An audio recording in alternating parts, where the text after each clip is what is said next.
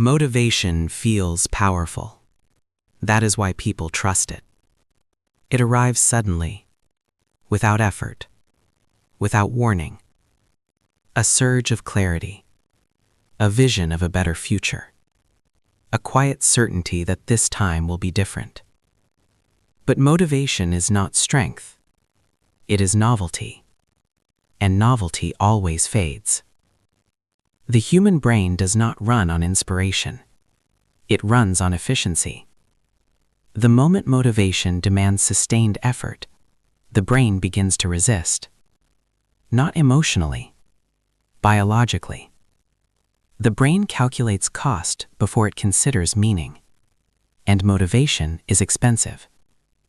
This is the first illusion most people fall into. They believe motivation creates momentum. It does not. It borrows it.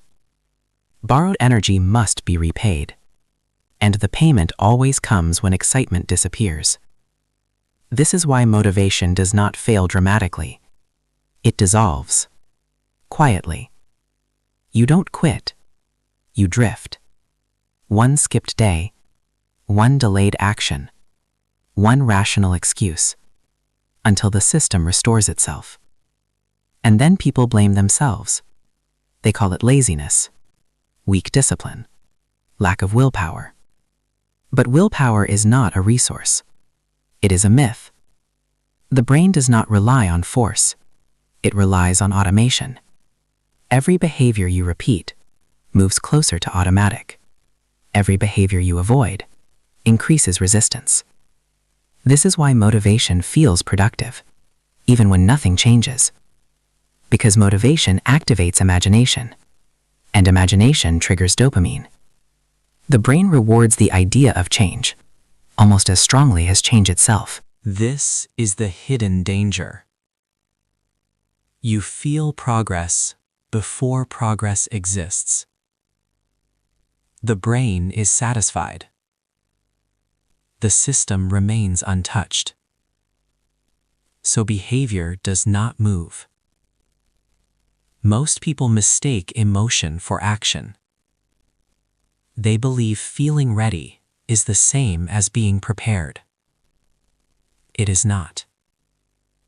Readiness is emotional. Preparation is structural. And structure is invisible. This is why motivation-based change collapses under pressure. Motivation operates in ideal conditions. Structure operates under stress. Life is not ideal.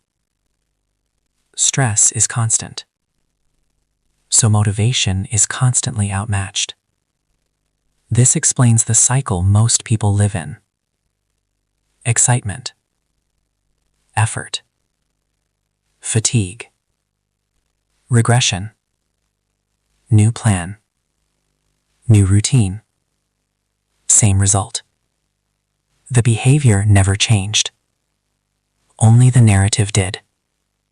Most people redesign goals. They rarely redesign environments. But behavior does not follow goals. It follows cues.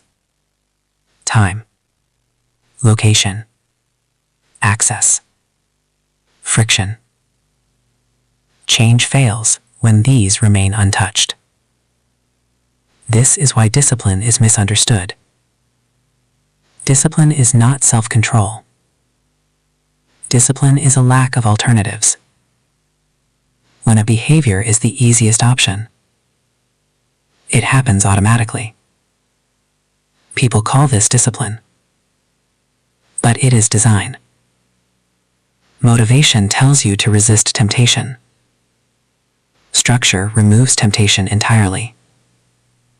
The brain prefers removal over resistance.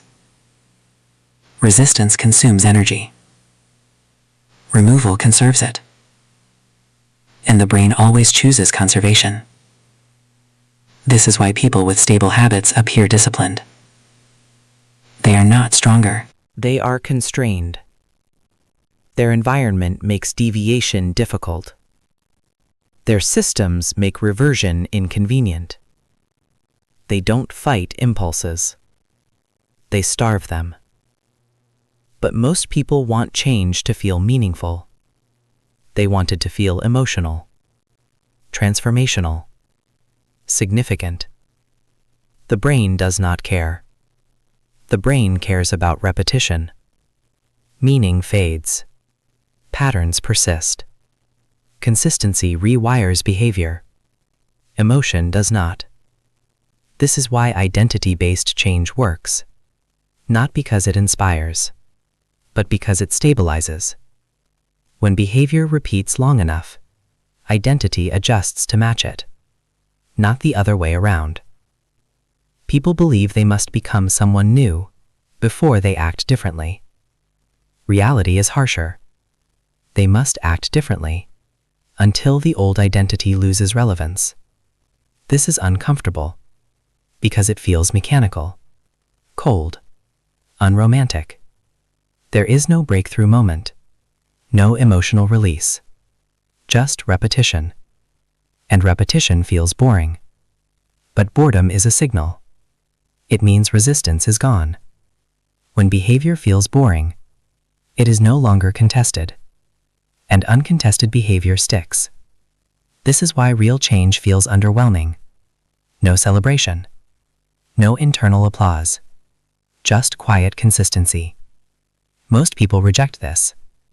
They want change to feel like change. But the brain accepts familiarity, not drama. This is where most people fail permanently. They keep waiting for motivation to return. They believe consistency should feel inspiring. It never does. They assume ease means stagnation. In reality, ease means automation. The brain has accepted the pattern. This is the threshold most people never cross. They stop too early, right before resistance disappears, right before change locks in. So they restart, again and again. Motivation promises a shortcut. Structure delivers permanence. Motivation says, push harder. Structure says, you don't need to think. And the brain always obeys what requires less thought. This is the final truth. Motivation is not useless. It has a role. It signals desire. But desire is not execution. Motivation should start systems, not run them. When people reverse this, they exhaust themselves. They turn change into a personal battle. And battles always end. Systems do not. This is why motivation fails. Not because people are weak, but because motivation was never designed to last. It was designed to initiate. And most people mistake initiation for transformation. They chase the spark instead of building the engine. And sparks always burn out. That is why motivation is a trap. And that is why most people keep falling into it. Not because it works, but because it feels good. And feeling good has never been the same as changing.